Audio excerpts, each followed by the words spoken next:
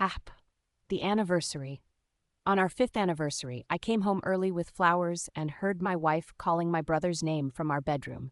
Not calling for him, not asking where he was. Calling it out the way you only call someone's name when every other word has left you. I stood in the hallway, roses in my hand, the kind with the long stems she always said were overdramatic. I'd bought them anyway. I stood there, and the whole architecture of my life started making a sound like a building before it falls. Let me tell you who I was before that moment.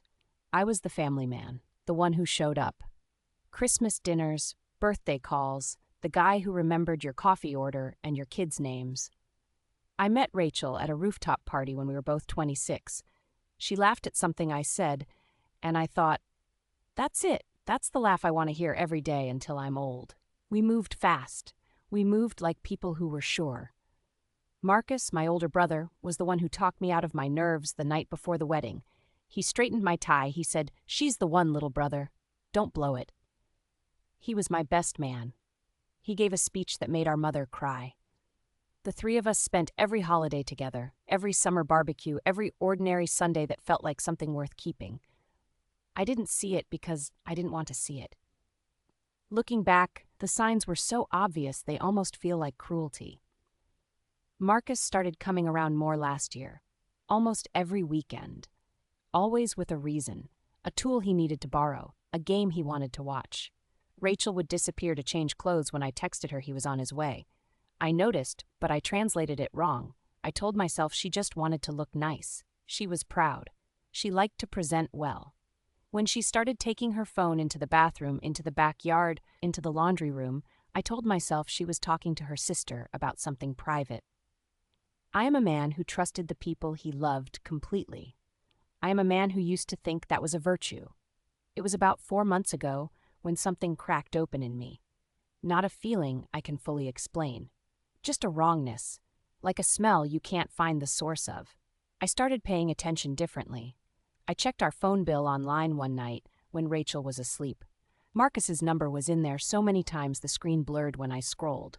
Calls at 11 p.m., calls at 6 a.m., texts running into the hundreds.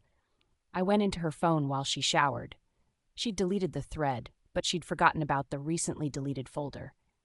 I read enough. I didn't read everything. Some things, once you read them, they live in your body forever. I didn't say anything. I carried it for 3 weeks. I kept thinking I'd find a way to be wrong. Our anniversary came. I left work at noon. I bought the roses. I pulled into the driveway and saw Marcus's truck parked on the street. I told myself there was still an explanation. I walked up to the front door and it was unlocked, and I stepped inside and the house was quiet in that specific way that quiet becomes something else entirely. And then I heard her. I heard my wife say my brother's name from behind our bedroom door, and I just stood there, roses in my hand. 5 years of my life on the other side of that door. I opened it. I will not describe what I saw in detail. I'll only tell you that the worst part wasn't what they were doing. The worst part was the half second before they noticed me, when they were still completely lost in each other, when I was a ghost in my own home.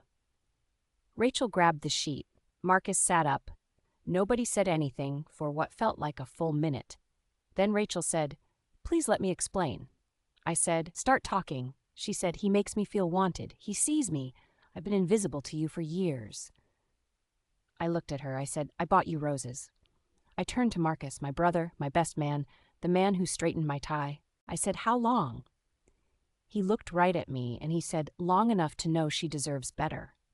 Long enough to know you were never man enough for her." And that was the moment I understood that the person I thought I knew never existed. You don't say that to a man you love. You don't say that to your brother. You say that when you've been telling yourself a story where you're the hero and he's the obstacle. He'd been building that story for a long time. I put the roses on the dresser. I left the room. I sat in my car in the driveway for 45 minutes, and I didn't cry. I went cold. The kind of cold that doesn't warm up quickly. What followed was a demolition. The family meeting where my parents sat across from me in their kitchen, looking like I'd told them the world was ending. Because for them, it was. My mother chose to believe it was complicated. My father didn't speak to Marcus for 2 months. Then he started calling him again because he's still his son, and what do you do with that? I have a sister who stopped speaking to Rachel entirely, and I love her fiercely for it. But the holidays are shattered. The family group chat is dead. Every gathering we used to have is just an absence now. A table with missing chairs. I have 2 kids, a 7-year-old and a 3-year-old named Caleb. Caleb, who has Marcus's nose, and I always thought it was just family resemblance. Just genes moving through generations the way they do. Rachel has refused a paternity test. She says it doesn't matter. That answer is its own answer. I lie awake some nights and I look at the ceiling and I do the math, the timeline, the dates, and I feel something I don't have a clean word for. It's not hatred exactly. It's more like standing in a field where everything you planted has been on fire for years and you only just noticed the smoke. I am not the same man who stood in that hallway with flowers. I don't know if that's a loss or a correction. Maybe you can't know that yet when you're still living inside the wreckage.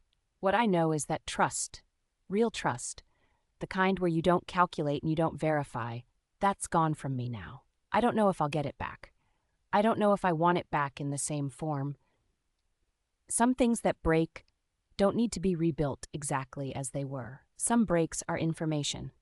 I shared this because I couldn't keep carrying it quietly, because somewhere right now someone else is standing in a hallway with flowers, hearing something they can't unhear. And I want them to know it didn't destroy me completely. It just destroyed the version of me that was too willing to not look. If someone close to you ever did this, I want to hear it. Drop your story below.